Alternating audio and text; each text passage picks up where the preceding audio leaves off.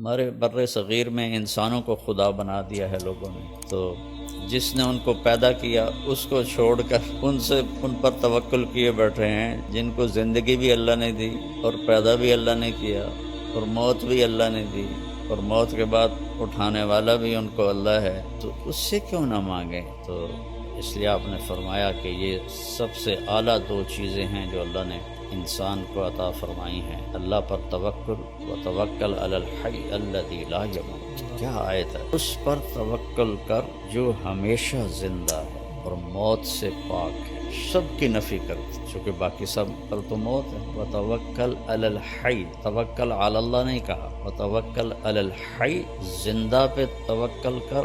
اور کون سا زندہ؟ زندہ تو میں بھی ہوں، آپ بھی ہیں، الذی لا یموت، جو موت سے پاک ہے۔ وسبح بحمدہ، اسی کی تسبیح پڑھ، اسی کو یاد کر۔ وکفیٰ بربک بذنوب عبادہ خبیرا بصیرا، اور تیرا رب تمہاری غلطیاں، تمہاری کوتاہیاں سب جانتا ہے، سب دیکھتا ہے۔ تو یقین ایسی دولت ہے کہ جو انسان کو انسانوں سے بے نیاز کر دیتا ہے اور اس کی نظر اللہ پر اور اس کے خزانوں پر چلی جاتی ہے، تو وہ آزاد ہو جاتا ہے۔ جس کا یہ ہو کہ فلاں میری مدد کرے گا، فلاں میری مدد کرے گا، کوئی زندہ کو پکار رہے ہیں، کوئی مردہ کو پکار رہے ہیں، تو اس آیت میں ان سب کی اللہ نفی کر رہا ہے۔ اسی پر بھروسہ کر جو موت سے پاک، زندہ ہے اور موت سے پاک۔ تو اس میں آدم علیہ السلام کی نسل میں جتنے آ گئے، جس مرتبے کے آ گئے، سب کی نفی ہو گئی۔ پھر اللہ کا یقین ایسی دولت ہے کہ براہ راست اللہ کے خزانوں سے اس کا رابطہ ہو جاتا ہے۔ اس کو کسی پیر فقیر کو نہیں پکارنا پڑتا، وہ جو پیروں فقیروں کو دیتا ہے وہ اس کے ساتھ جڑ جاتا ہے۔ اللہ ہی ایک ایسی ذات ہے جس کے خزانوں کی انتہا کوئی نہیں۔ باقی جس نے بھی دینا ہے تو کہیں سے لے کے ہی دینا ہے۔ اللہ وہ ہے جس کو دینے کے لیے کہیں سے لینا نہیں پڑتا اور کرنے کے لیے کچھ کرنا نہیں پڑتا، اور پھر وہ ہر وقت حاضر ہے۔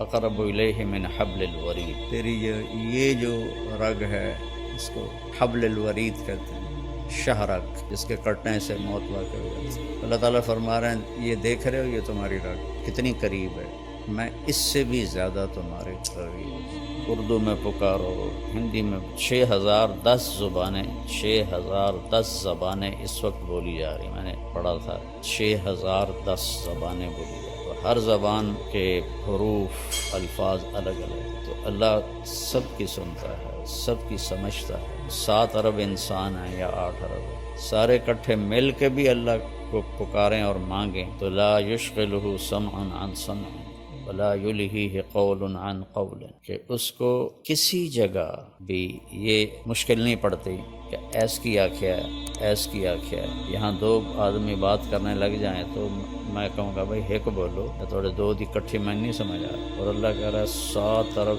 انسان نہیں، آدم سے لے کر آج تک جو مر گئے اور جو آج موجود ہیں اور جو آئندہ آنے والے ہیں، وہ اور جنات ہم سے لاکھوں گنا زیادہ ہیں، تم سب کٹھے ہو جاؤ، ایک دم مانگو، باری باری مانگو تو پھر تک قیامت آ جائے گی، ٹائم ہی نہیں ملنا، تم سب مانگو اکٹھے۔ اس میں گونگے بھی ہوں جو اشاروں سے مانگ رہے ہیں یا دل سے مانگ رہے ہیں، کوئی دل سے مانگے، کوئی بول کے مانگے، کوئی آہستہ مانگے، پھر ساتھ پرندے بھی شامل ہو جائیں، درندے بھی شامل ہو جائیں، سانپ بچھو بھی شامل ہو جائیں، مچھلیاں بھی شامل ہو جائیں۔ تو کیا طاقتور رب ہے کہ جو سب کی ایک وقت میں پوری سنتا ہے، سمجھتا ہے، اور پھر سب کا چاہا ان کو دے دے، تو اس کے خزانوں میں ایک قطرے کے برابر کمی نہیں آتی۔ یقین بہت بڑی دولت۔ ہمارے بر صغیر میں انسانوں کو خدا بنا دیا ہے لوگوں نے، تو جس نے ان کو پیدا کیا اس کو چھوڑ کر ان پر توکل کیے بیٹھے ہیں، جن کو زندگی بھی اللہ نے دی اور پیدا بھی اللہ نے کیا اور موت بھی اللہ نے دی اور موت کے بعد اٹھانے والا بھی ان کو اللہ ہے، تو اس سے کیوں نہ مانگیں؟ جو کہتا ہے دیکھو، لوگوں سے مانگو تو وہ ناراض ہو جاتا، اور اللہ سے نہ مانگو تو وہ ناراض ہو جاتا۔ کتنا فرق! مانگنے پہ اللہ خوش ہوتا ہے۔ میں کہا کرتا ہوں کسی سے جان چھڑانی ہو بڑے اچھے طریقے سے تو اس سے قرضہ مانگنا شروع کر دو، وہ انشاءاللہ تمہارا نمبر ہی بلاک کر دے گا۔ اور اللہ سے جی لگانا ہو اور تعلق بنانا ہو تو اللہ کو پکارنا شروع کرو، اس سے مانگنا شروع کرو۔ میرے نبی نے فرمایا جوتے کا تسمہ ٹوٹ جائے تو وہ بھی اللہ سے مانگو۔ ہم لیا گئے تو وہاں ایک خاتون تھیں سادات میں سے جو بہت عرصہ پہلے تشریف لائیں، ان کی برکت سے وہاں کافی دین پھیلا. ان کا پتہ نہیں کیا نام تھا لیکن وہاں وہ پیر جگی کے نام سے مشہور ہے، پیر جگی. تو ہم ان کے سجادہ نشین سے ملنے گئے. ملنے کے بعد فاتحہ پڑھنے مزار پہ گئے تو وہاں عورتیں بیٹھی تھیں کافی سارے. پیر جگی پتر دیویں آ، پیر جگی پتر دیویں آ. یہ اب ہمارے ساتھ ہے نا کھبیاں والا، وہاں ایک ہوتا تھا اللہ بخش، ہماری برادری کا تھا، رشتہ دار نہیں تھا. تو میں تو لمبے سے آ رہا تھا تو میں نے دیکھا وہ اپنے باغ میں درخت کے نیچے، آم کے درخت کے نیچے بیٹھا تھا. میں نے گاڑی روک لی، میں جا کے ملا، بڑا خوش ہویا. طارق میاں بندہ تو بڑا چنگا ہے پر تو وہابی ہو گیا.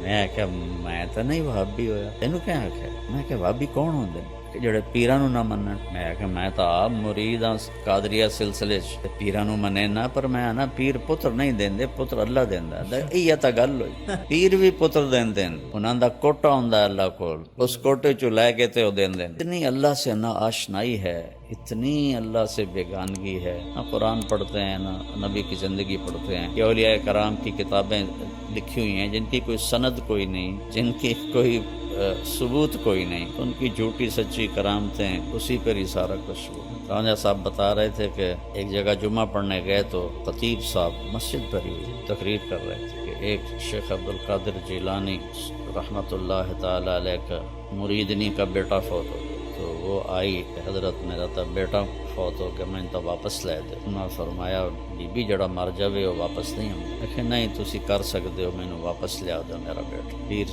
شیخ عبدالقادر جیلانی رحمۃ اللہ علیہ نے نظر دوڑائی تو اسرائیل چوتھے آسمان پہ پہنچ گیا. پیچھے سے وہ پہنچے گا، اسرائیل میرے مرید دی روح واپس کر. اسا کیا جڑا گتھلا ہے نا، ایسے ڈھیر ساریاں روحاں قبضے ہیں. مینوں کیا پتہ کیڑا تھوڑا مرید ہے. کہ اسرائیل آج میرے مرید دے تو فیل سب زندہ ہون گے. تو گتھلی کھول دیتی، سارے زندہ ہو گئے. جہاں ایسے خطیب بات کر رہے ہیں لوگ سبحان اللہ کہیں، کہاں گیا ایمان، کہاں گیا یقین؟ اس لیے اللہ کے نبی نے کہا کہ یقین سے بڑھ کر اللہ نے کوئی نعمت نہیں دی، عافیت سے بڑھ کر اللہ نے کوئی نعمت نہیں دی.